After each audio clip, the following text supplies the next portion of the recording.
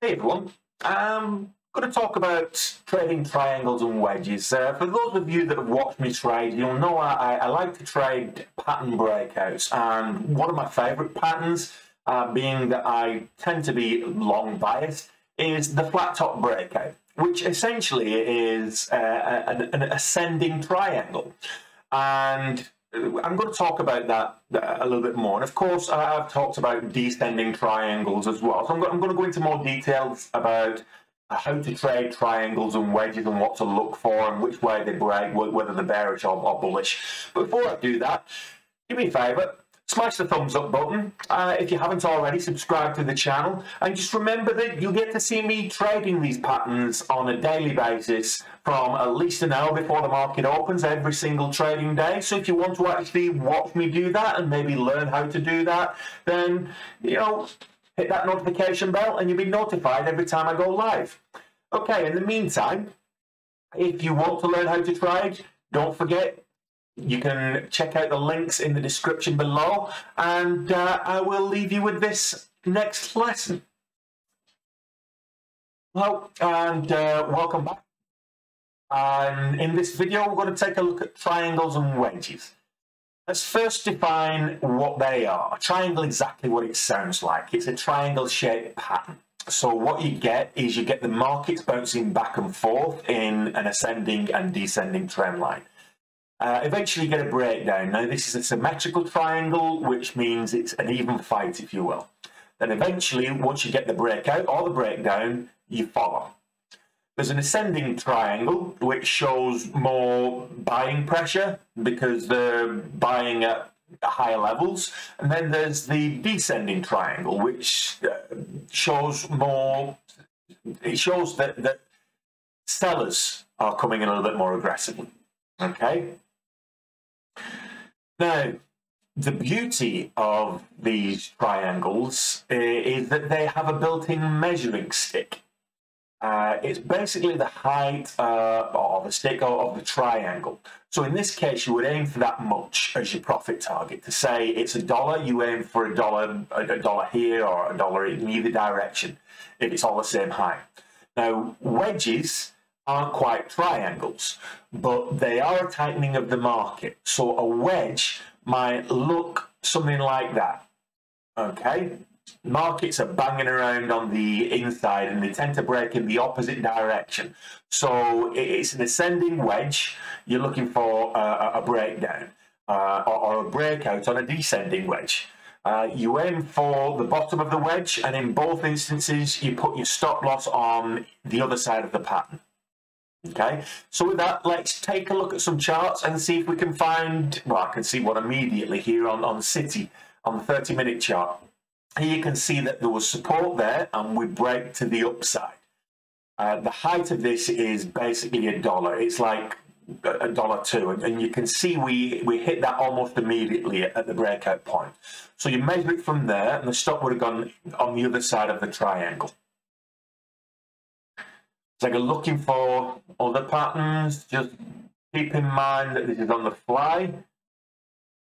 So this shows you just how common they are. Here's a wedge, an ascending wedge, and we broke down there. We not only hit our target, but we went much lower, obviously. And in fact, there was another wedge here to which we also hit our target.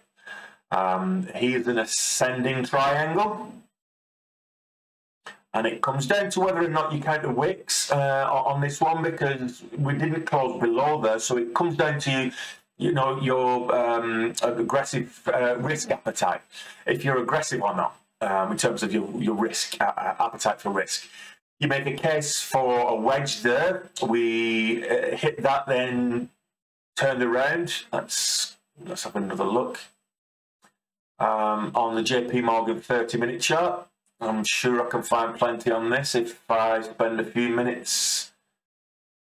I could make a case for a descending wedge there, which did in fact hit the top. Okay, there's definitely one there. So there are a couple of filters that you can use One thing a lot of people like to do, and this is especially true with triangles, and it doesn't matter the triangle, but they want to see at least kind of 20 to the apex still unfilled when we break out, because it can. What can happen is you can go through the triangle and simply trade sideways, and this does happen. But as a general rule, this is the filter that some people will use. Some people use wedges, and people don't tend to be as picky. Just because of the very nature, they don't have a complete apex. It does help if it goes with the overall trend. But another thing you might want to keep an eye on is occasionally you will see a triangle that doesn't work out. In other words, like an ascending or descending triangle that failed and it goes in the other direction. Well, quite often that's either a reversal of the trend or a longer term, short term, depending on the chart. It shows that something has fundamentally changed in the attitude of the market. So keep an eye out for that. That's a little bit more advanced and convoluted, so I won't go into that here, but it's something, certainly something you will notice over time, that, you know, sometimes they don't work. And, you know, you've got a perfect descending triangle, for example, and then you break to the upside. Well, in other words, you try to take out the top, or you try to trade to the top. You look at this, I see an argument for a nice triangle here. Again, the wick did dip down below, but we have the triangle left. We broke to the upside and we hit it there. So even if you were trading this as a wedge, which you could make an argument for that as well, either way your target was hit.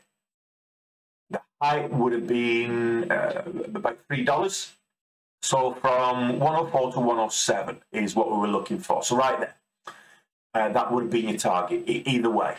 And of course, there was resistance. This is the messy trading over here. So there's for a lot of different reasons, a lot of different ways to trade these. But you can see the one common theme is that it gives you a nice measuring stick. It tells you where the market, quote unquote, should go. And the great thing about that is a lot of traders use this methodology, and in fact there are traders out there who trade nothing but triangles or wedges. So that is, it's just a consolidation pattern that is quite common. A lot of traders use it. It's very easy to use. Technical analysis, the higher the time frame, the more reliable it can be. But clearly this is a well-studied and time-tested pattern that people use over and over again. I invite you to look at any chart, any time frame, you'll see these occur time and time again.